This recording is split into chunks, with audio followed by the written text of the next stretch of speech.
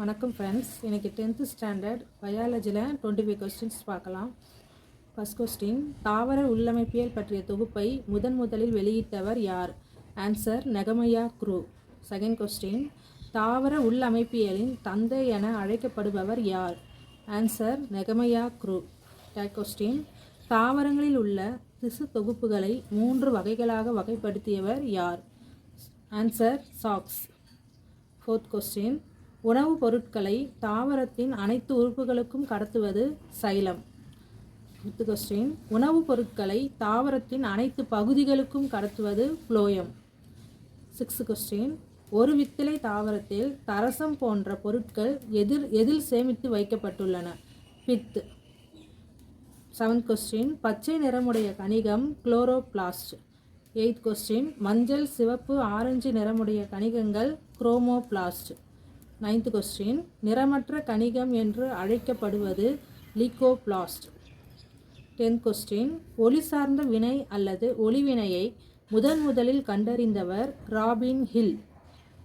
11th question, அதிகபட்ச oxygen வெளிப்படுத்தும் உயிரினங்கள் கடல் பிளாங்டன்.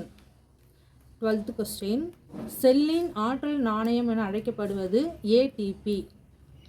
13th கொஸ்டின், சிட்ரிக் அமில சுழற்சியை கண்டறிந்தவர் ஹான்ஸ் கிரெப்.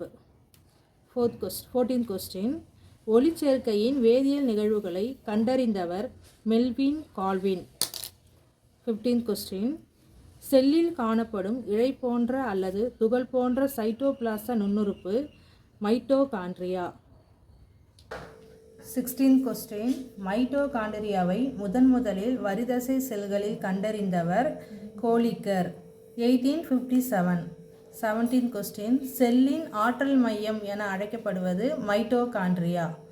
18th, ATP. ஏடிபினா அதோட full form adenosine triphosphate. 19th, ADP, adenosine diphosphate. 20th, NAD, nicotinamide adenine டை நியூக்ளியோடைடு.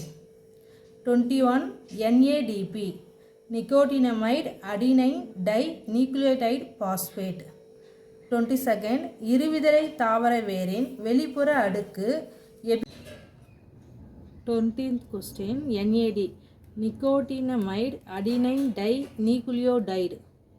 21, என்ஏடிபி, நிக்கோட்டினமைடு அடினைன் டை நியூக்ளியோடைடு பாஸ்பேட். 22வது கொஸ்டின், இருவிதழை தாவர வேரின் வெளிப்புற அடுக்கு எபிப்ளமா அல்லது ரைசோடெர்மிஸ் என அழைக்கப்படுகிறது.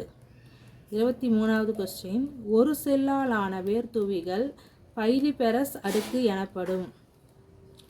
24th, இளம் வேர்களில் நடுவில் காணப்படும் பகுதி பித்.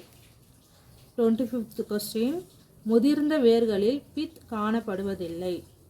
இந்த 25 கொஸ்டினும் நான் படித்ததிலிருந்து இம்பார்ட்டண்ட்டாக எடுத்து வச்ச கொஸ்டின்ஸ். இது உங்களுக்கு யூஸ்ஃபுல்லாக இருந்தால் நோட் பண்ணி வச்சுக்கோங்க. எங்கள் சேனலை சப்ஸ்கிரைப் பண்ணுங்கள், லைக் பண்ணுங்கள், ஷேர் பண்ணுங்கள். தேங்க்யூ.